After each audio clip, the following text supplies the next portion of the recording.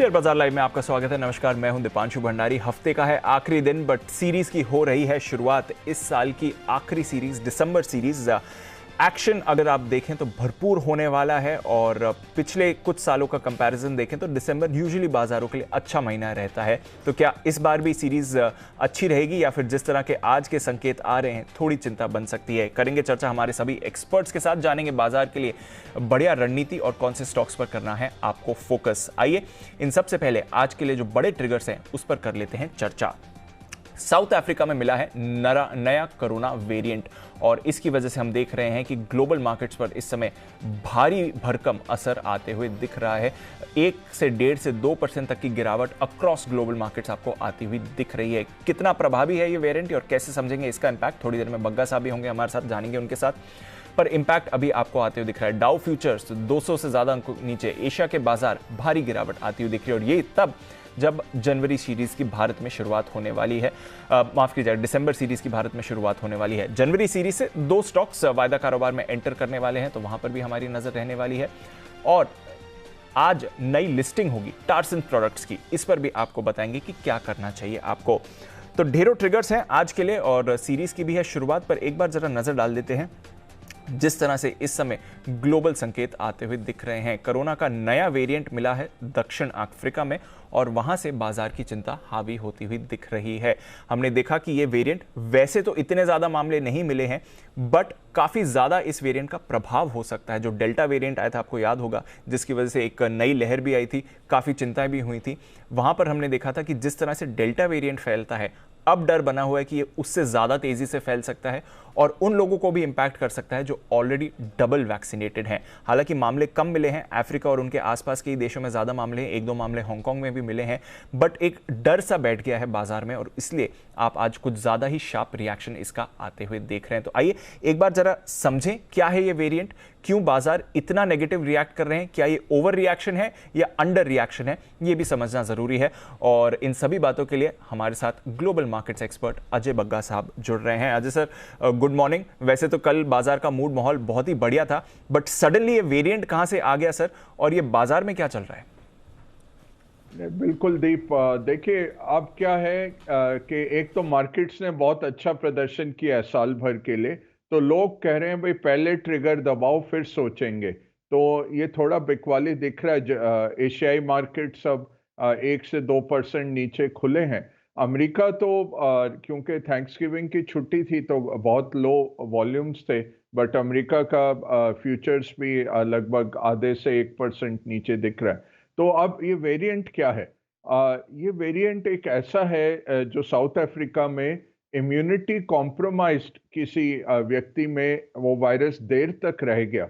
अब देर तक इन्फेक्शन रहती है तो वो म्यूटेशन होता रहता है। वायरस के बहुत म्यूटेशन होते हैं, अधिकतर तो अपने आप ही मर जाते हैं क्योंकि वो सरवाइव नहीं कर पाते। ये एक ऐसा म्यूटेशन अब निकल के आया है, जो 6 केस अफ्रीका में आए, 3 बोट्सवाना में उन्होंने ढूंढे हैं, और एक व्यक्ति हांगकांग में जो साउथ अफ्रीका से आए थे वहां फ्लाइट लेके, उनमें पाया गया है।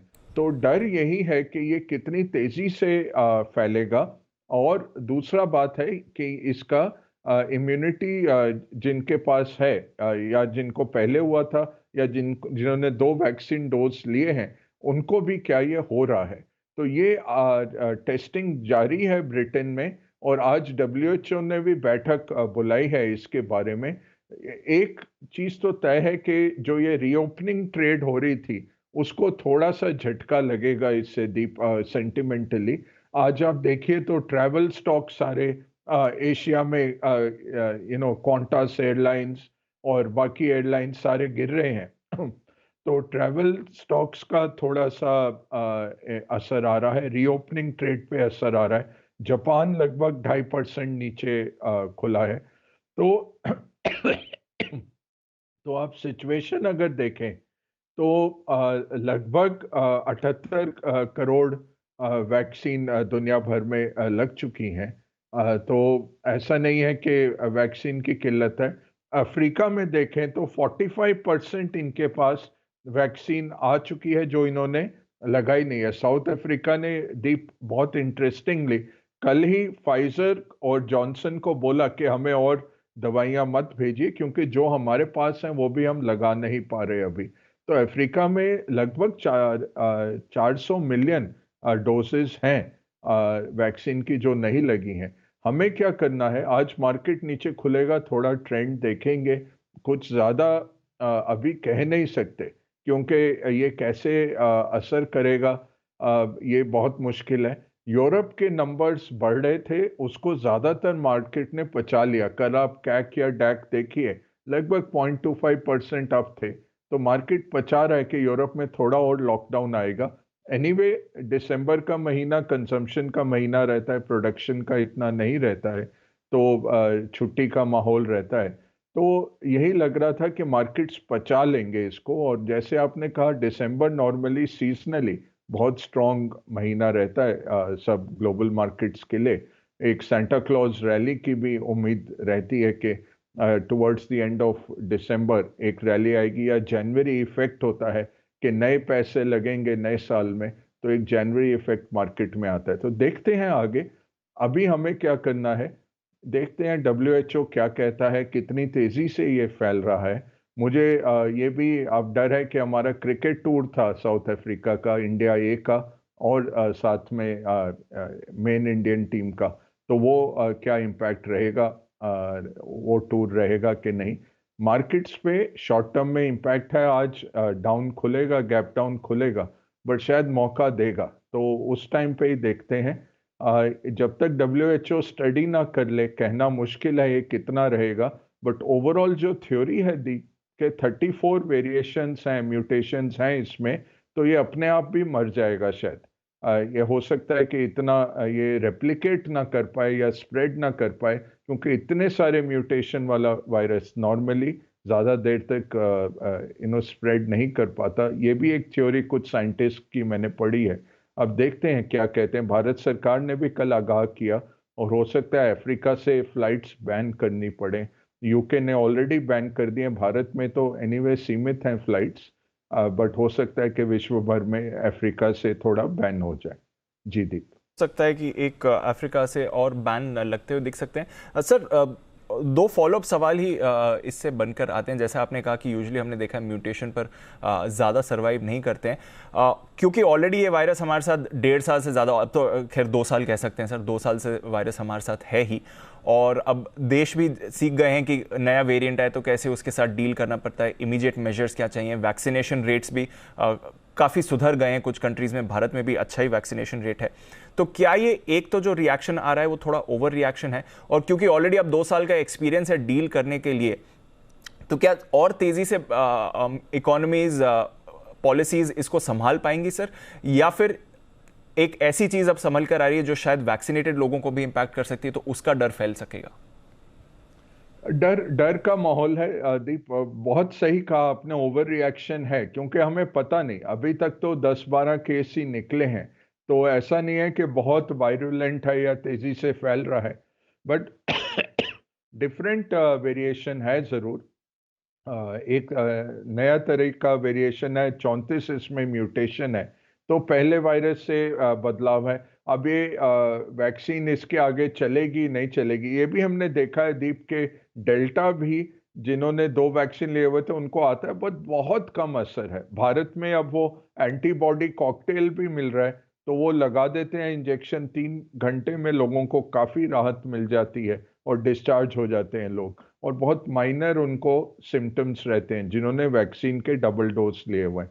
अब इजराइल देखिए, जहां बूस्टर भी ज्यादातर लोगों को लग चुके थे, वहां भी एक स्पाइक आया, हल्का सा सीजनल, क्योंकि जैसे ठंड पड़ती है फ्लू का आता है एक हम देखते हैं कि फ्लू थोड़ा बढ़ता है, वैसे ही ये अब एंडेमिक बनते हुए दिख रहा था हमें कि पैंडेमिक की जगह एंडेमिक हो जाएगा, कि हर साल सीजन में आएगा, लोगों को वैक्सीन लेनी पड़ेगी, और थोड़े लोगों को ये आहत करेगा, बट ज़्यादातर आप जैसे जुकाम होता है वैसे आगे बढ़ेंगे। तो ये थ्योरी मुझे लगता है ये चलेगी। आज ओवर रिएक्शन है, क्योंकि मार्केट्स एक तो वैल्यूएशन वाइज हाई हैं, दूसरा सेंट्रल बैंक्स का टाइटनिंग के कारण मार्केट्स थोड़े विचलित थे कि अगर सेंट्रल बैंक्स टाइटन करेंगे, मनी सप्लाई निकलेगी, तो मार्केट्स पे इम्पैक्ट आएगा। तो ऑलरेडी ये मार्केट सेटअप थे कि बहुत अच्छे प्रदर्शन के बाद थोड़ा सा मार्केट अब साइडवेज मार्केट होगा, उस माहौल में ये सेंटिमेंट बिगड़ रहा है। अब आप जापान देखिए, 2.5% जो गिर रहा है, जापान के नंबर बहुत गिर चुके हैं और उन्होंने बहुत ज़बरदस्त एक काम किया है जून ऑनवर्ड्स ये वैक्सीनेशन करने में। तो इनफैक्ट अब पॉपुलेशन के परसेंटेज वाइज वो यूएस से भी आगे निकल गए हैं कि कितनी पॉपुलेशन ने वैक्सीन ली है। और बहुत हाइजीनिक कंट्री है, बहुत डिसिप्लिन कंट्री है जापान। बट उनका यही है कि पॉपुलेशन एजेड है। जैसे यूरोप में क्यों इतने मौतें हो रही हैं या हॉस्पिटलाइजेशन है, क्योंकि वैक्सीन तो लगाई है उन्होंने अच्छी तरह से, बट पॉपुलेशन की एज काफ़ी है। तो वो एजेड पॉपुलेशन में 60 से ऊपर वालों को ज़्यादा इम्पैक्ट करता है, इसलिए यूरोप में थोड़े नंबर्स बड़े हैं। तो जापान ये एक ओवर रिएक्शन आ रहा है 2.5% का। अब आगे देखते हैं WHO क्या कहता है। हमें क्या करना है, हम अपने एलोकेशन बनाए रखें, इसमें कोई बेचने का सवाल नहीं है। अगर ये बढ़ा भी संकट, तो एक सरकारों को हेल्थ वाइज पता है क्या करना है और सेंट्रल बैंक्स को भी पता है कि किस तरह से उनको इकोनॉमीज को ठीक करना है। पॉजिटिव्स क्या हैं दीप? ऑस्ट्रेलिया का रिटेल नंबर बहुत तगड़ा आया, लगभग अनुमान से डबल आया। यूएस की जो ऑनलाइन सेल्स हो रही हैं ये थैंक्सगिविंग के कारण और आगे चल के लगभग 10% ग्रोथ है ईयर ऑन ईयर। तो बहुत स्ट्रॉन्ग यूएस कंज्यूमर चल रहा है, स्ट्रॉन्ग चाइनीज कंज्यूमर चल रहा है।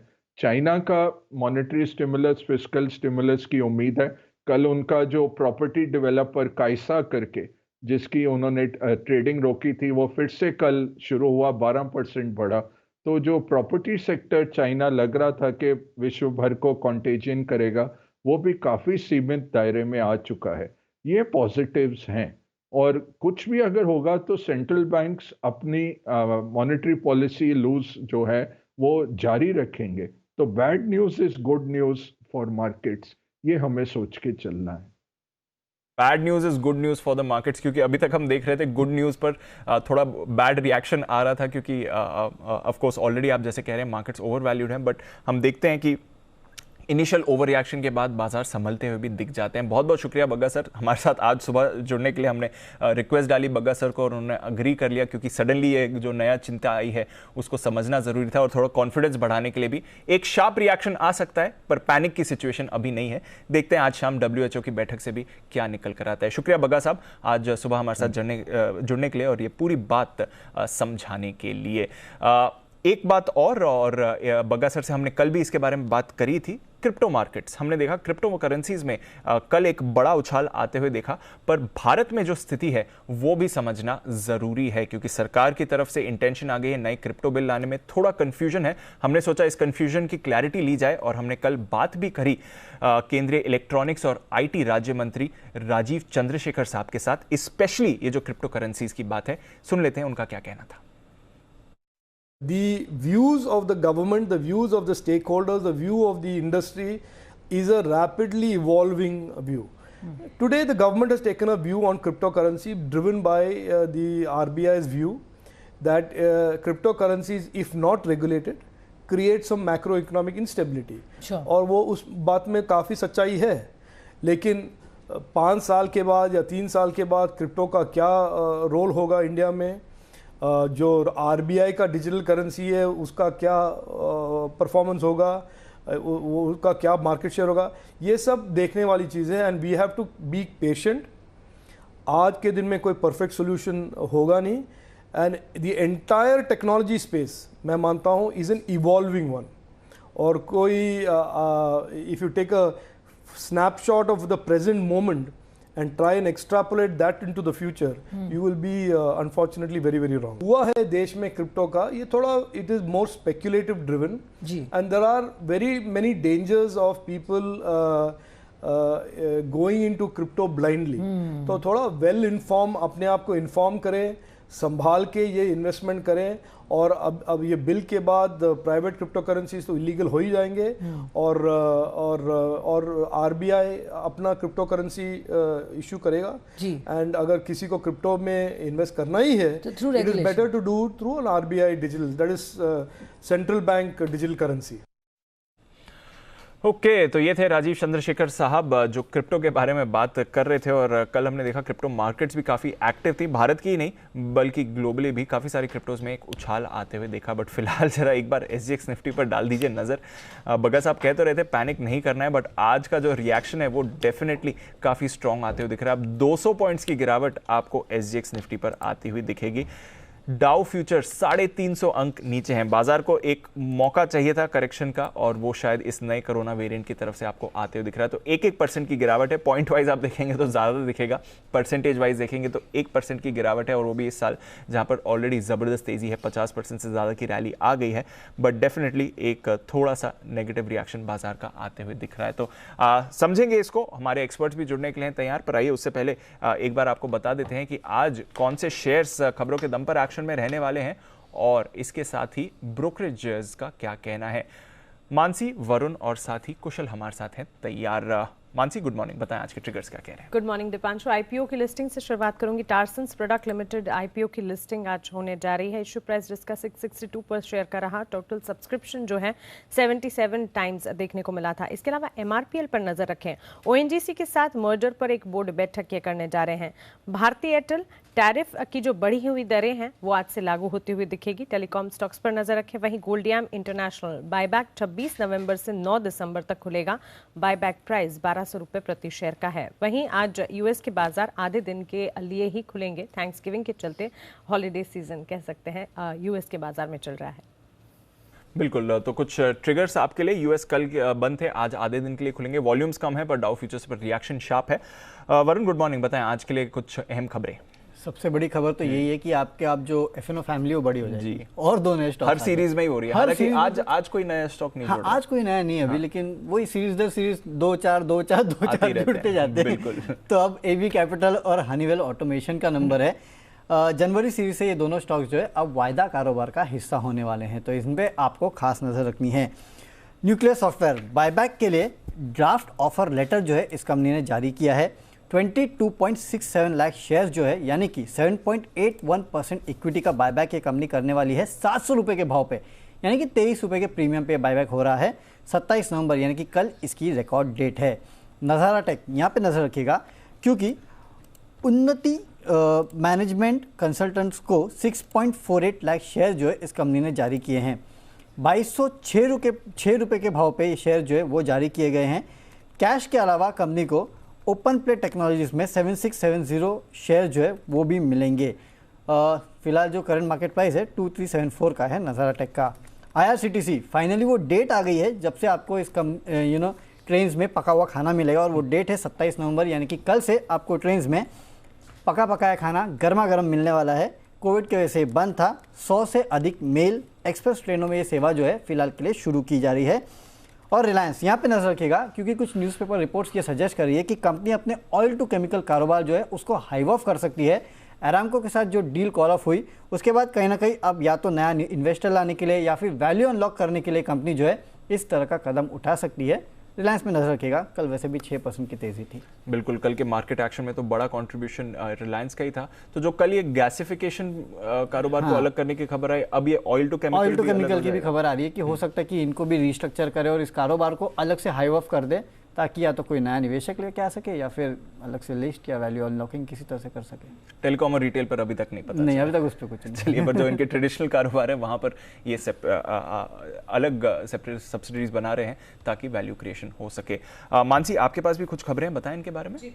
JSW होल्डिंग और JSW स्टील पर फोकस रखे। JSW group e commerce platform JSW one platform में 250 करोड़ निवेश करने जा रहा है। प्लेटफॉर्म के जरिए ग्रुप के स्टील, सीमेंट, पेंट प्रोडक्ट्स बेचे जाएंगे। प्लेटफॉर्म की शुरुआत में 500 करोड़ के टर्नओवर का टारगेट है। वहीं तमिलनाडु से ई कॉमर्स कामकाज शुरू किया जाएगा। इसके अलावा किर्लोस्कर फेरिस और ISMT लिमिटेड, साथ ही किर्लोस्कर इंडस्ट्रीज आज फोकस में रहेंगे। ISMT में प्रेफरेंशियल अलॉटमेंट के जरिए 477 करोड़ में करीब 51.25% हिस्सेदारी खरीदी जाएगी। ₹30.95 प्रति शेयर के दाम पर यह सौदा होता हुआ दिखा है। साथ ही open offer voting capital ISMT के जो हैं उनके लिए ओपन ऑफर 25.05% एक्वायर करने पर भी KFIL किर्लोस्कर फेरस ने बात की है। ओपन ऑफर का प्राइस जो है ₹31.84 प्रति शेयर का है। कंपनी को 194 करोड़ का कर्ज भी दिया जाएगा और आपको बता दें स्टील ट्यूब्स और पाइप्स के कारोबार में ये कंपनी कार्यरत है। इसके अलावा एक और खबर है, कंपनी की जो सिंटर प्लांट है यहाँ पर कामकाज 24 नवंबर से शुरू होता हुआ ऑपरेशंस जो हैं वो शुरू होते हुए दिख चुके हैं। ये तमाम खबरें हैं जिसके चलते किर्लोस्कर फेरस पर नजर रखनी होगी। इसके अलावा RPSD वेंचर्स पर नजर रखें। लखनऊ IPL टीम के लिए सब्सिडरी का गठन इन्होंने किया है। 51% हिस्सेदारी RPSD वेंचर्स के पास होगी और बची हुई हिस्सेदारी RPSD की अनलिस्टेड कंपनियों के पास होने जा रही है। कोकियो, कैमलिन और साथ ही पेपर स्टॉक्स पर खास नजर रखें क्योंकि 1 दिसंबर से महाराष्ट्र में स्कूल्स जो हैं वो खुलने जा रहे हैं। कक्षा 1 से 7वीं तक के स्कूल्स जो हैं वो खुलते हुए दिखेंगे। अर्बन एरियाज में ही स्कूल खुलने की मंजूरी मिली है। राज्य मंत्रिमंडल की बैठक में फैसला आता हुआ दिखा है। और अंत में टेगा इंडस्ट्रीज का IPO 1 से 3 दिसंबर के बीच खुलने जा रहा है। प्राइस बैंड जिसका 443 से 453 रुपए प्रति शेयर का है। IPO से कंपनी की करीब 620 करोड़ जुटाने की योजना होगी। तो ये है आपके लिए कुछ खबरें। आज नई लिस्टिंग भी होने वाली है और साथ ही एक और IPO की डिटेल्स आ रही हैं। 30 तारीख को स्टार हेल्थ भी खुल रही है, तो IPO मार्केट में तो एक्शन बना हुआ रहेगा ही। पर कुल कुछ फंड एक्शन भी हुआ है वरुण, बाजार में कुछ बल्ड डील्स भी हुई है, जरा इसके बारे में बताएं। डेफिनेटली काफ़ी सारी बल्ड डील्स हुई है। सबसे पहले तो इंडियाबुल्स हाउसिंग फाइनेंस पिछले कुछ दिनों में ये हरकत में भी रहा है स्टॉक। यहाँ पे BNB पारिबास आर्बिट्राज ने करीब 23.6 लाख शेयर्स जो है उनको बेचा है और सोसाइटी जनरल ने भी यहाँ पे 27.4 लाख शेयर्स बेचे हैं, यानी कि कुल करीब 50 लाख के आसपास शेयर बेचे गए हैं। 221 के भाव पे ये सारे सौदे जो हुए हैं। किर्लोस्कर न्यूमैटिक, यहाँ पे HDFC म्यूचुअल फंड ने 16.58 लाख शेयर्स बेचे हैं। 23 नवंबर को हिस्सा बेचा गया है। कुल होल्डिंग जो है 3.62% पे आ गई है, पहले ये 6.19% पे थी। और ऑरबिंदो फार्मा, यहाँ पे LIC ने 79,000 शेयर्स जो है उनको खरीदा है 24 नवंबर को। होल्डिंग जो है 4.99% से बढ़ के 5.01% पे आई है। और एक खबर है दीप, ग्रीन लैम्प इंडस्ट्रीज़ को लेके, यहाँ पे 13 तारीख को बोर्ड की बैठक है जहाँ पे स्टॉक स्प्लिट पे विचार करने वाले हैं। 5 रुपये की फेस वैल्यू है, उसको घटा के 1 रुपये करने पे विचार करने वाली है कंपनी। वाह, ओके। तो ग्रीन लैम्प पर भी रखिए नजर। आई थिंक कल इसकी चर्चा भी ग्रीन पैनल सिटी साहब ने रेकमेंड किया था, पर ग्रीन लैम्प पर वरुण बता रहे हैं शेयर विभाजन पर 13 दिसंबर को बोर्ड बैठक होने वाली है। आइए एक बार नजर डालते हैं आज की सारी ब्रोकरेज रिपोर्ट्स पर भी FIR में।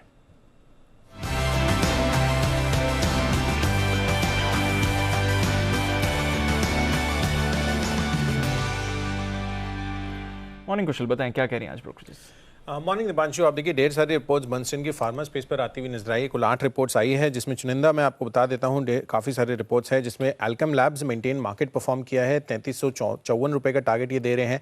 साथ ही सन फार्मा पर आउट परफॉर्म रेटिंग इन्होंने बरकरार रखी है 901 रुपये के लक्ष्य के लिए, मौजूदा भाव 783 रुपये का है। साथ ही अबॉट इंडिया पर इन्होंने अंडर परफॉर्म की रेटिंग बरकरार रखी है 14,330 रुपये के लक्ष्य के लिए, आप मौजूदा भाव देखेंगे तो 19,300 रुपये का करीबन है।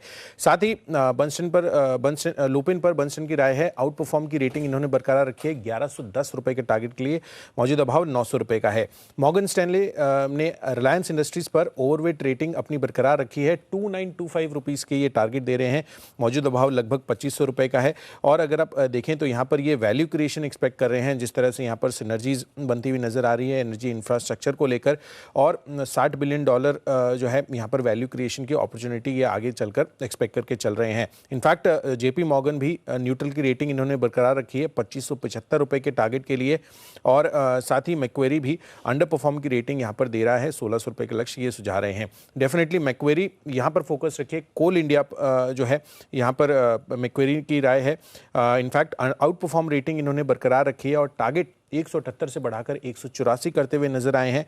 ये मान रहे हैं कि जो सेकंड हाफ है इसमें ऑक्शन रियलाइजेशन जो है काफ़ी हायर साइड पर हो सकती है और डिविडेंड आउटलुक भी काफ़ी बेहतर लग रहा है 10% यील्ड के साथ, और इसी वजह से इन्होंने अर्निंग्स आउटलुक जो है करीब 2 से 4% ये बढ़ाते हुए नजर आए हैं। सीमेंस पर नोमुरा की राय है, यहाँ पर इन्होंने न्यूट्रल की रेटिंग बरकरार रखी है 2355 रुपये के लक्ष्य ये दे रहे हैं, मौजूदा भाव 2155 रुपये का है, और ये मान रहे हैं कि सेल्स पर काफ़ी स्ट्रॉन्ग फुटहोल्ड रहा है इनका जिस तरह से नंबर्स आए हैं, पर एबिट एबिडा जो है वो मार्जिन के एबिडा मार्जिन जो है वो एस्टिमेट से कम आते हुए नजर आ रहे हैं। क्रेडिट स्विस की भी राय है सीमेंस पर न्यूट्रल की राय ये भी बरकरार रखे हैं और 2400 का टारगेट यहाँ पर ये देते हुए नजर आ रहे हैं।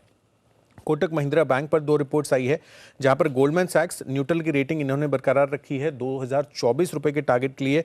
ये मान रहे हैं कि ग्रोथ आउटलुक तो पॉजिटिव है, बट ऑपरेटिंग लेवरेज जो है वो आपको नज़र में रखना होगा और यहाँ पर कहीं ना कहीं आगे के लिए इम्पैक्ट जो है क्रिएट हो सकता है। मैक्वेरी इन्होंने भी कोटक महिंद्रा बैंक पर न्यूट्रल रेटिंग दी है और टारगेट 1860 रुपए के सुझा रहे हैं, तो कंपेरेटिवली टारगेट जो है यहाँ पर लोअर साइड पर है। CLSA की राय भी है जोमेटो पर, जहाँ पर खरीदारी की राय इन्होंने बरकरार रखी है 175 रुपए के टारगेट के लिए और ये मान रहे हैं कि जो जोमेटो विंग्स हैं ये फर्दर रेस्टोरेंट पार्टनर्स के साथ रिलेशनशिप और फर्दर स्ट्रेंथन करते हुए नजर आएंगे, तो डेफिनेटली इस पर आपको नजर रखनी है। जोमेटो पर इंटरेस्टिंग रिपोर्ट है CLSA की। तो जोमेटो पर तो लगातार रिपोर्ट्स आ ही रही हैं और स्टॉक भी एक्शन में रहा है। काफी सारे और भी स्टॉक्स हैं जो एक्शन में हैं। आइए फिर नई सीरीज है और शुरुआत करते हैं पिक ऑफ द सीरीज। स्वागत करते हैं हमारे सभी एक्सपर्ट्स का।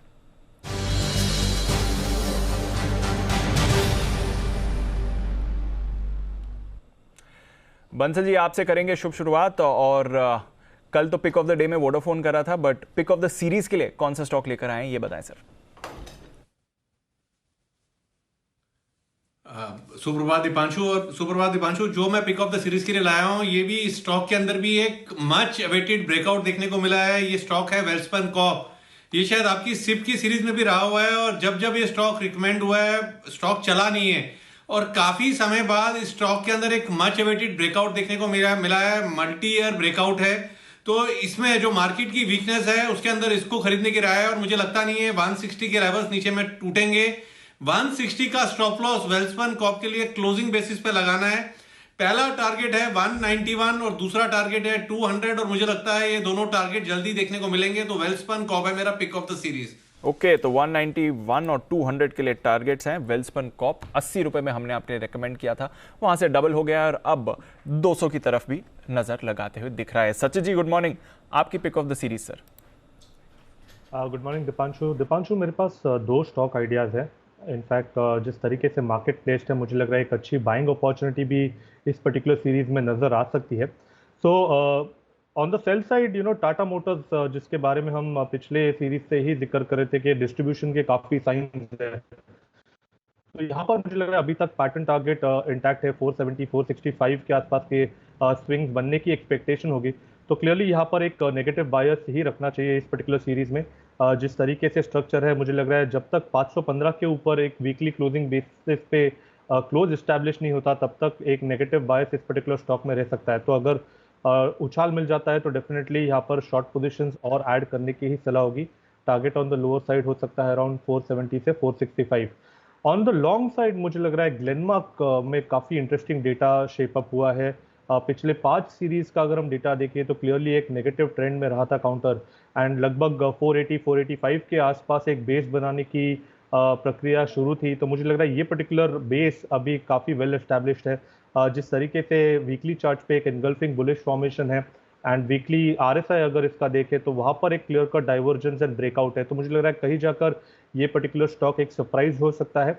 On the higher side expectation यही है कि अराउंड 595 से लेके 640 तक एक बड़ा ट्रेंड रिवर्सल इस पर्टिकुलर स्टॉक में नजर आए। स्टॉप लॉस आपको लगाना है अराउंड 482 का एंड ये स्टॉप लॉस भी आपको वीकली क्लोजिंग बेसिस पे लगाना है। डिक्लाइंस मिल जाते हैं तो 500 510 एक आइडियल जोन होगा जहां पर ये स्टॉक आपको अक्यूमुलेट करना चाहिए अपने पोर्टफोलियो में। ओके, तो बड़े टारगेट्स के लिए ग्लेनमार्क पर पर रखें नज़र और इस हफ्ते भी हमने एक अच्छा ब्रेकआउट ग्लेनमार्क में आते हुए देखा है, पर टाटा मोटर्स ये कमज़ोर हो सकता है कल के बाउंस बैक के बावजूद। यहाँ पर बिकवाली की राय है। कुणाल जी गुड मॉर्निंग, आपकी pick of the series sir. Good morning Dipanshu. देखिए दीपांशु, वैसे तो मेरे रडार पर 2 शेयर्स हैं, लेकिन एक की चर्चा करेंगे बाजार खुलने के बाद। जब मान लीजिए आज बाजार का मूड थोड़ा खराब है तो अगर जैसे बाजार स्थिर होगा तब मैं और राकेश जी मिलकर उस पर खरीदारी की राय देंगे। लेकिन एक चार्ट है जिस पर खरीदारी की राय मेरी अभी है और वो स्टॉक है ओबेरॉय रियल्टी। ओबेरॉय रियल्टी में हमने देखा उस तरह की परफॉर्मेंस पिछले कुछ दिनों में नहीं दिखी जिस तरह की बाकी अन्य रियल एस्टेट स्टॉक्स में देखने को मिली है। मुझे लगता है कि दीपांशु स्टॉक में आपको एक बड़ी जबरदस्त तेजी इस सीरीज में देखने को मिलेगी। बड़ा सपोर्ट है 865 रुपए के आसपास और उन स्तरों के बहुत करीब ओबेरॉय रियल्टी ट्रेड कर रहा है, काफी करेक्ट हो चुका है। इन स्तरों पर बाय करके चलें और मेरा टारगेट 1000 रुपए का है। 1000 रुपीज के लेवल्स के लिए ओबेरॉय रियल्टी में खरीदारी करें। बिल्कुल 1000 के टारगेट के लिए ओबेरॉय रियल्टी में करें खरीदारी, ये है कुणाल जी की पसंद। सिद्धार्थ जी भी हमारे साथ हैं तैयार। सिद्धार्थ जी मॉर्निंग सर, आपकी pick of the series. Good morning Deepanshu.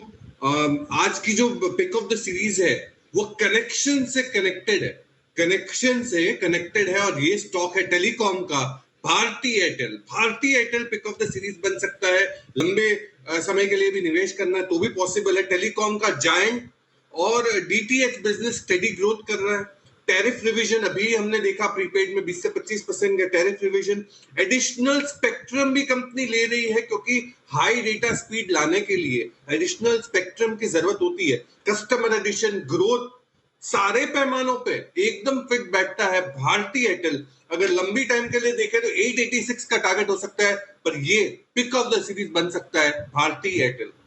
Okay तो भारती एयरटेल भरोसा भी रहा है इस पर कुणाल जी का, और यहाँ पर आप कुणाल जी, राकेश जी का, हमारे बाकी एक्सपर्ट्स का भी, और यहाँ पर भी आप देख रहे हैं अच्छा एक्शन बनते हुए दिख रहा है। सिद्धार्थ जी को भी पसंद 886 के टारगेट्स के लिए खरीदारी करें।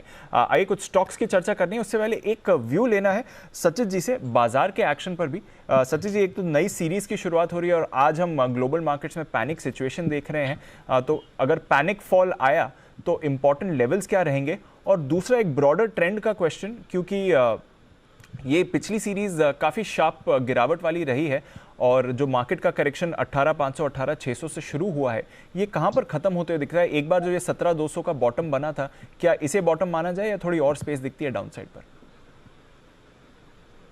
वेल दीपांशु, अगर हम पूरा डेटा देखें अक्टूबर सीरीज का, तो वहाँ पर प्राइस के लिहाज से तो वहाँ पर एक ब्रॉडनिंग फॉर्मेशन था जिसके बेसिस पे हमने एक नेगेटिव व्यू से ये पर्टिकुलर ट्रेंड राइड की थी।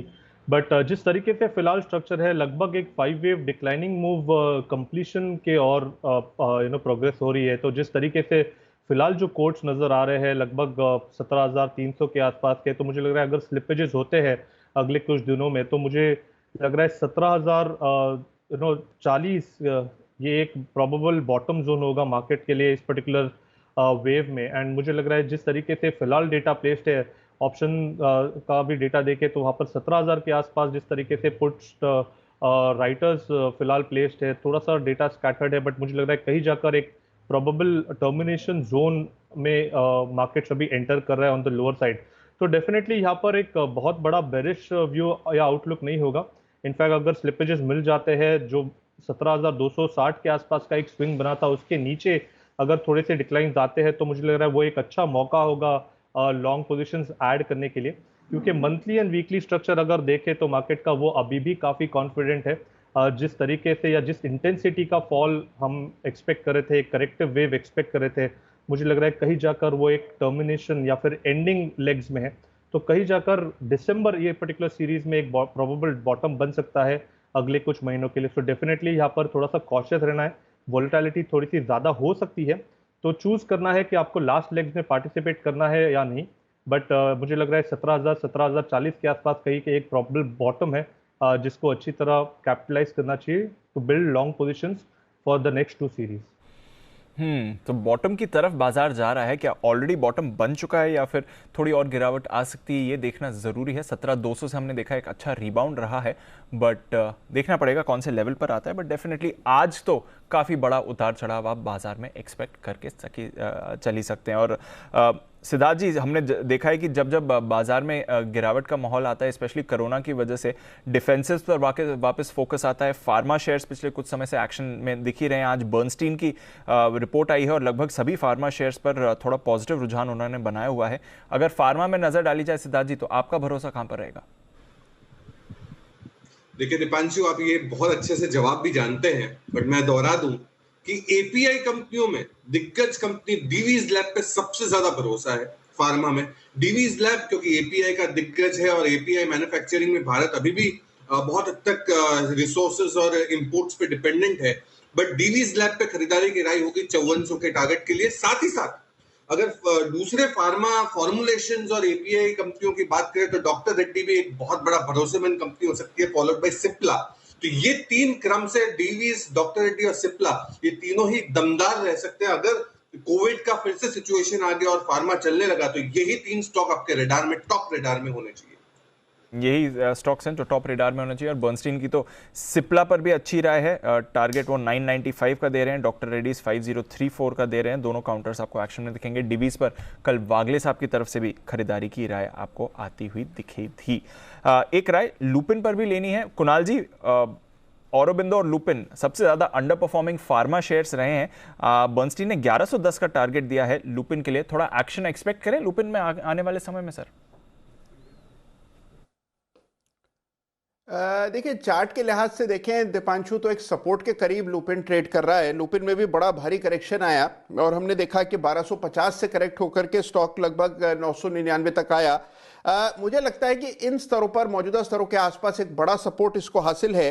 875 एक मेजर सपोर्ट रीजन है और वहीं से हमने बाउंस आते हुए देखा है। तो मेरी उम्मीद भी है कि इसमें आपको पुलबैक तो शर्तिया देखने को मिलेगा। पुलबैक में 1000 रुपए का लेवल बिल्कुल चार्ट्स पर भी लगता है कि आ सकता है। तो जिनके पास पोजीशन है होल्ड करें, 1000 का टारगेट होगा। ओके, तो 1000 का टारगेट तो कुणाल जी को भी आते हुए दिख ही रहा है। करीब 900 के लेवल पर कल की क्लोजिंग हुई थी। फार्मा पर रखिए नजर। डिफेंसिव रुझान जब भी आता है बाजार में तो फार्मा आपको एक सपोर्ट का एरिया दिखता भी है। देखते हैं आज किस तरह का एक्शन फार्मा दिखाएगा। बंसल जी, एक और under performing pharma stock Aurobindo 650 के आसपास ही रहता है। कभी एक ब्रेकआउट आता है पर गिर जाता है। उसके बाद खबर आई है कि एलआईसी ने थोड़े शेयर्स खरीदे हैं। हिस्सेदारी अगर परसेंटेज में देखें तो कुछ ज़्यादा बढ़ाई नहीं है, बट एलआईसी ने शेयर्स जरूर खरीदे हैं औरोबिंदो में, करीब 80,000 शेयर्स। औरोबिंदो पर क्या राय बनती है बंसल जी? देखिए दीपांशु, यहाँ पर अभी कोई राय नहीं है। यहाँ पर लेवल्स पे नजर रखनी चाहिए। 675, 676, 675, 676 एक अहम हर्डल है। ये लेवल्स टूटेंगे तब स्टॉक एक अप ट्रेंड के अंदर आएगा। और एज ऑफ नाउ 650, 654, 650, 654 एक सपोर्ट जोन है। तो इन लेवल्स पे नजर रखनी चाहिए। जिनके पास है वो सपोर्ट्स के नीचे का स्टॉप लॉस लगा के बने रहें। सपोर्ट्स के नीचे का स्टॉप लॉस बना के रखे रहें। और बिंदु पर भी रखनी है नजर।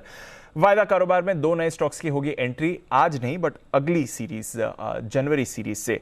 एबी कैपिटल और Honeywell automation. AB capital, Sachin ji जरा इसकी चार्ट देखकर राय दें अपनी। दीपांशु, काफ़ी समय से यहाँ पर एक साइडवेज स्ट्रक्चर में रहा था काउंटर। इनफैक्ट 100 रुपये के आसपास से काफ़ी स्ट्रॉन्ग बेस है। जिस तरीके से फिलहाल प्लेस्ड है, मुझे लग रहा है काफ़ी जल्द इस पर्टिकुलर स्टॉक में ब्रेकआउट आना चाहिए। जिस तरीके से स्ट्रक्चर है, लगभग 130, 135 की प्राइस एक्सपेक्टेशन होगी। सो डेफिनेटली इस पर्टिकुलर काउंटर को अपने बाय रेडार में ही रखना चाहिए। अगर डिक्लाइंस मिलते हैं तो मुझे लग रहा है वो हेल्दी होंगे। स्टॉप लॉस आपको लगाना है अराउंड 93 के आसपास एंड पोजिशनल टारगेट होगा अराउंड 135 का। पोजिशनल टारगेट होगा 135 का। नजर रखते हैं एबी कैपिटल। कुणाल जी, हनीवेल ऑटोमेशन बड़ा काउंटर है, ये लिक्विड इनफ है सर वायदा कारोबार में आने के लिए? और आपकी क्या राय है इस पर? आपके पोर्टफोलियो में भी है क्या सर ये? बिल्कुल है दीपांशु, बहुत समय से मेरे पोर्टफोलियो में है और मुझे बिल्कुल भी इस बात को लेकर कोई इसमें कंफ्यूजन नहीं है। दीपांशु, इस तरह के शेयर्स को एफ&ओ में नहीं होना चाहिए। उतनी लिक्विडिटी इसमें कैश मार्केट में भी नहीं थी, तो अब एफ&ओ में आने के बाद एफ&ओ में भी लिक्विडिटी नहीं रहेगी। लेकिन ठीक है, अब देखिए आ गया है तो चार्ट्स पर देखें तो एक बड़ा सपोर्ट है। ट्रेडिंग के लिए बिल्कुल भी ये ठीक नहीं है। निवेश के लिए जिनके पास पोजीशन है बिल्कुल बने रहे। लंबी अवधि में बहुत ही शानदार रिटर्न देने की ताकत रखता है। शॉर्ट टर्म ट्रेडिंग के लिहाज से एक सपोर्ट के करीब ट्रेड कर रहा है। अब एफ&ओ में आएगा तो कुछ तेजी तो बनते हुए दिखाई देगी और उस तेजी में हो सकता है आपको 43,000 के लेवल्स पे आते हुए दिख जाए। तो ये है आपके लिए हनीवेल ऑटोमेशन। एफ&ओ में आएगा तो फिर कुछ तेजी तो आप एक्सपेक्ट कर ही सकते हैं। वायदा कारोबार का हिस्सा भी बनने वाला है। देखते हैं किस तरह का एक्शन दिखाता है ये एक्शन। कुछ और काउंटर्स में भी आएगा। सीमेंस, सिद्धार्थ जी जरा इस पर राय दें। जो नतीजे परसों शाम को आए, कल हमने देखा 5% का भारी रिएक्शन आते हुए दिखा। अनुमान से तो कमजोर रहे नतीजे, पर इस समय कैसे देखें सीमेंस को? थोड़ा और डिप एक्सपेक्ट करते हैं या फिर स्टॉक संभल जाएगा? देखिए दीपांशु, मैं मानता हूँ कि स्टॉक संभल जाना चाहिए। ऑल्दो नतीजे थोड़े से एक्सपेक्टेशन से कमजोर थे, बट मैं मानता हूँ कि ये रिकवरी हो सकती है Q3 और Q4 द्वारा।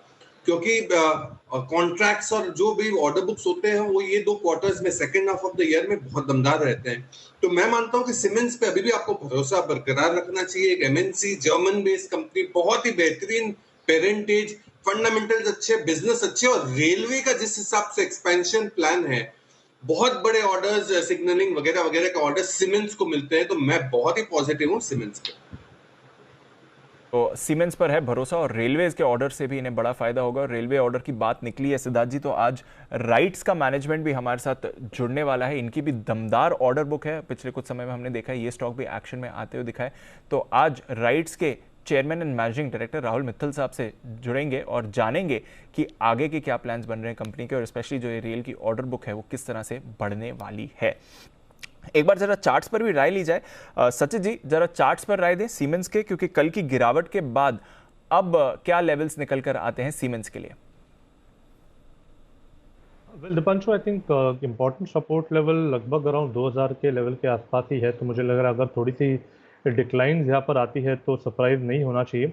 कहीं जाकर एक ब्रॉडर रेंज में स्टॉक लॉक इन हो सकता है। लगभग 2400 के आसपास एक प्रोबेबल रेजिस्टेंस नज़र आ रहा है। बट जिस तरीके से फिलहाल लॉन्ग टर्म स्ट्रक्चर है, मुझे लग रहा है 2000 के नीचे के कोड्स ज़्यादा नहीं होने चाहिए। तो अगर डिक्लाइंस मिलते हैं तो कहीं जाकर प्राइस इसी लेवल के आसपास स्टेबलाइज होने की संभावना ज़्यादा है। बट वहाँ पर मुझे लग रहा है एक बार खरीदारी करने का ही मौका मिल सकता है। तो डेफिनेटली अगर किसी की शॉर्ट पोजीशन है तो वहाँ पर प्रॉफिट बुक करने की सलाह होगी। ओके, तो शॉर्ट पोजीशन है तो प्रॉफिट बुक कर लिए। Siemens towards end of trade थोड़ी रिकवरी भी हुई थी स्टॉक में। अब देखते हैं आज की चाल कैसी रहेगी सीमेंस की। आइए सुमित जी भी हैं हमारे साथ तैयार। सुमित जी गुड मॉर्निंग, बताएं आपकी pick of the series. Good morning Dipanshu. Dipanshu, pick of the series में मेरे को ऐसा लगता है कि भारतीय एयरटेल को सिलेक्ट करना चाहिए। भारतीय एयरटेल के अंदर मोमेंटम बनना स्टार्ट हुआ है, स्टॉक ने एक अच्छा तेजी का ट्रेंड दिखाया है और भारतीय एयरटेल अब यहां से एक बढ़िया मूव ऊपर की तरफ दिखा सकता है। कोई भी डिप आता है तो भारतीय एयरटेल में लोअर लेवल्स पे खरीदारी करें, एग्जिस्टिंग पोजीशंस होल्ड रख के चले। और स्टॉक यहां से मेरे को लग रहा है ऊपर में 820 रुपए का पहला टारगेट दिखाएगा और 850 रुपए के आसपास का दूसरा टारगेट दिखाएगा। और स्टॉक के अंदर 750 से 760 के आसपास खरीदारी करके चलने का सलाह रहेगा। नीचे में 710 के आसपास का स्टॉप लॉस बनेगा, ऊपर में 850 रुपए तक के लेवल भारतीय एयरटेल में आने वाले टाइम में देखने को मिल सकते हैं। तो पिक ऑफ द सीरीज के तौर पे भारतीय एयरटेल में खरीदारी करके चलने का सलाह रहेगा। बिल्कुल, तो 850 के टारगेट सुमित जी के लिए आते हुए दिख रहे हैं और 886 के टारगेट सिद्धार्थ जी ने भी दिए हैं। भारतीय एयरटेल पर सबका भरोसा और जो उन्होंने दरें बढ़ाई हैं, प्राइजेस बढ़ाए हैं, वो आज से लागू होने वाले हैं। तो एक एडिशनल ट्रिगर आज के लिए भारतीय एयरटेल पर आपके लिए। वैसे पिछली सीरीज का एक स्टार रहा है और बढ़िया गेंस भी इसने दिखाई हैं पिछली सीरीज में। वोडाफोन आइडिया कल बंसल जी की भी तरफ से पिक ऑफ द डे आया था, नजर रखिएगा। ये काउंटर भी कल जबरदस्त एक्शन में आपको दिख रहा था। अच्छा सिद्धार्थ जी, रेलवे स्टॉक्स की बात चल रही थी तो एक बार जरा आईआरसीटीसी पर भी व्यू दें। जो यूफोरिया आया था 2 महीने पहले, वो थोड़ा डाई डाउन हो गया है, एक रेंज में अटक गया है स्टॉक। बट लगातार खबरें आ रही हैं और अब तो जो रेलवे केटरिंग है वो कल से शुरू भी हो जाएगी आईआरसीटीसी के लिए। क्या एक्सपेक्ट करें सर इस काउंटर में, और इन लेवल्स पर 865 के क्या राय बनती है? देखिए दीपांशु, रेलवे केटरिंग का जो न्यूज था वो थोड़ा सा पुराना, तो वो प्राइस में आ चुका है। और मैं मानता हूं कि कंपनी अभी भी मोनोपोली बिजनेस है, चाहे वो केटरिंग की बात करें, टिकटिंग की बात करें या बॉटलिंग की बात करें, बहुत ही बेहतरीन बिजनेस है। हालांकि जो बीच में अटकलें आ गई है, जिस हिसाब से वॉलेटिलिटी छा गई, इसको स्टेबल रहने दे, कंसोलिडेट होगा स्टॉक, बहुत बड़ी छलांग नहीं मारेगा अभी इमीडिएटली। बट अगर कोई बड़ी गिरावट मिले तो ये मोनोपोली बिजनेस है, डेफिनेटली आपको अक्यूमुलेट करना चाहिए। मोनोपोली बिजनेस है, अक्यूमुलेट करिए। एक रेंज में अटका हुआ है, बड़े रनअप के बाद अब एक रेंज में आया है। खबरें अच्छी हैं पर देखते हैं स्टॉक पर किस तरह का रिएक्शन आते हुए दिख सकता है आईआरसीटीसी। आइए शुभम जी का भी करते हैं स्वागत। Shubham ji good morning sir, pick of the series से करें शुरुआत। Good morning Deepanshu ji. आज जो पिक ऑफ द सीरीज है वो खरीदारी की राय है टीसीएस पे, और मुझे लगता है कि जिस तरह से पूरे आईटी स्टॉक्स को अगर हम देखें, एक अच्छा खासा गिरावट हुआ है इन सभी स्टॉक्स में, लेकिन जो लॉन्ग टर्म ट्रेंड है इन स्टॉक्स में वो अभी भी बरकरार है। और मुझे लगता है कि जब पूरे के पूरे मार्केट में एक हमें गिरावट देखने को मिल रहा है, जनरली आईटी, फार्मा, कंजम्पशन, ये सब एक डिफेंसिव सेक्टर के तौर पे हिस्टोरिकली रहे हैं, और इस लेवल पे मुझे लगता है कि एक अच्छा बार्गेन प्राइस हमें मिल रहा है most of the IT companies में, और उसमें से टीसीएस मेरा प्रेफर्ड बेट होगा, जहां पे मुझे लगता है कि अब करंट लेवल के आसपास एक बॉटमिंग और फॉर्मेशन धीरे धीरे होता हुआ दिखेगा। तो अगर हम इस सीरीज की बात करें तो मुझे लगता है 3900 तक के टारगेट दिसंबर सीरीज में टीसीएस में आते हुए दिख सकते हैं, और इस ट्रेड के लिए 3200 पे हम एक स्टॉप लॉस मेंटेन कर सकते हैं। तो टीसीएस पे खरीदारी की राय, टीसीएस पर है खरीदारी की राय इस समय शुभम जी की तरफ से। थोड़ा डिफेंसिव रुझान बाजार में आपको बनते हुए दिख रहा है, जहां तक हमारे गेस्ट की राय भी आ रही है। कोटक बैंक, इस पर लेनी है राय, और दोनों तरफ के ट्रेड्स इस सीरीज में कोटक बैंक ने दिखाए हैं। आज 2 रिपोर्ट्स आई हैं। गोल्डमैन सैक्स न्यूट्रल रेटिंग, टारगेट 2024, जो कल की क्लोज है उसी के पास का टारगेट है। मक्वारी की भी न्यूट्रल रेटिंग है, पर इनका टारगेट 1860 का है, तो करंट प्राइस से करीब 10% की गिरावट ये एक्सपेक्ट करते हैं। बंसल जी, कोई राय कोटक बैंक के चार्ट पर? देखिए दिव्यांशु, कोटक बैंक के अगर हम टेक्निकल स्ट्रक्चर को देखें तो टेक्निकल स्ट्रक्चर में यहाँ पर रेजिस्टेंस के पास में ट्रेड कर रहा है 2050 एक हर्डल है। स्टॉक पिछले 3 दिनों से बढ़ रहा है, तो 2050 के ऊपर निकलेगा तो फ्रेश खरीदारी की राय है। एज ऑफ नाउ जिन्होंने ले रखा है वो नीचे में 2011 के स्टॉप लॉस के साथ बने रहे। नई खरीदारी की राय होगी जब रेजिस्टेंस ऊपर में टूटेगा। तो यह है आपके लिए कोटक बैंक। यहाँ पर ब्रोकर रिपोर्ट्स आई हैं, थोड़ी वीकनेस एक्सपेक्ट करके चल सकते हैं। देखते हैं कोटक बैंक कैसा परफॉर्म करेगा। जोमैटो, सुमित जी इस पर अपनी राय दें। कल हमने देखा काफ़ी सारे रेस्टोरेंट स्टॉक्स क्यूएसआर्स फोकस में थे। ऑफकोर्स रेस्टोरेंट डिलीवरी में आता है जोमैटो, बट यहाँ पर भी हम एक्शन देख रहे हैं और लगातार पॉजिटिव ब्रोकर रिपोर्ट्स आ रही हैं। आज CLS 175 के टारगेट्स दे रहा है। देखिए जोमेटो के अंदर मेरे को लगता है पोजीशंस होल्ड करके चलना चाहिए दीपांशु। जोमेटो पिछले कई दिनों से मूव ऊपर का दिखा रहा है और स्टॉक अब यहां से ऊपर का मूव अभी और दिखा सकता है। 160 का लेवल जैसे ही ब्रेक होगा तो जोमेटो के अंदर मोमेंटम बनेगा और फिर 175 से 180 रुपए तक के लेवल आने वाले दिनों में शॉर्ट टर्म में जोमेटो में देखने को मिल सकते हैं। तो एग्जिस्टिंग पोजीशंस होल्ड करें, कोई भी डीप आता है तो खरीदारी कर सकते हैं 175 से 180 के टारगेट्स के लिए। ओके, 175-180 के टारगेट्स के लिए जोमैटो पर रखें नजर। ब्रोकरेजेस का भी भरोसा बरकरार है इस काउंटर पर। ब्रोकरेजेस का भरोसा काफी और शेयर्स पर भी है, उस पर भी करेंगे चर्चा। एक व्यू कुणाल जी से लेना है आरपीएसजी वेंचर्स पर। कुणाल जी, जो लखनऊ आईपीएल टीम की इन्होंने बिड जीती थी उस पर अपडेट आया है। एक सब्सिडरी का गठन किया है, 51% हिस्सेदारी आरपीएसजी वेंचर्स के पास होगी। बाकी जो ग्रुप की अन्य अनलिस्टेड कंपनीज हैं उन्हें ट्रांसफर किया जाएगा। चार्ट्स क्या कहती हैं सर आरपीएसजी वेंचर्स? देखिए चार्ट्स अच्छे हैं दीपांशु। स्टॉक में लगातार हमने हायर बॉटम्स की एक श्रृंखला देखी है और एक करेक्शन भी अच्छा आया है। 1100 से करेक्ट होकर के ये स्टॉक अब मौजूदा स्तरों के आसपास ट्रेड हो रहा है। मुझे लगता है कि वापस से इसमें तेजी बनेगी। इन स्तरों पर डाउनसाइड बहुत कम दिखाई देती है और काफी बड़ी गुंजाइश ऊपर की तरफ है। तो मेरी राय में यहां पर एक स्टॉप लॉस रख करके 650 के आसपास बाय करना चाहिए। इस स्टॉक के लिए जो टारगेट होना चाहिए वो लगभग 800 सवा 800 का होगा। तो 825 850 के टारगेट के लिए बाय करें आरपीएसजी वेंचर्स। 825 850 के टारगेट। तो यहाँ से भरोसा है कुणाल जी का कि स्टॉक में अब बाउंस बैक आपको आना चाहिए। जो लखनऊ टीम की आईपीएल टीम की बिड इन्होंने जीती भी है उसके लिए। अच्छा सिद्धार्थ जी, आईटीसी के बारे में बताएं। लग रहा था कि फाइनली थोड़ा मोमेंटम आया है इस शेयर में, तेजी भी बनी, पर कल फिसला और फिसलने के बाद वापस मोमेंटम में भी आया और डेज हाई पर क्लोज हुआ। खबर यह भी आ रही है कि हेल्थ केयर बिजनेस में नेजल स्प्रे के साथ इन्होंने एंट्री करी है। कैसे समझें सर इस डेवलपमेंट को आईटीसी के लिए? देखिए डेवलपमेंट तो पॉजिटिव है क्योंकि कोविड तो यहाँ पे रहने ही वाला है, भले कम मात्रा में हो बट एकदम से इरेडिकेट नहीं होगा। तो ये जो हेल्थ केयर स्पेस में ये एंट्री कर रहे हैं ये डेफिनेटली पॉजिटिव है।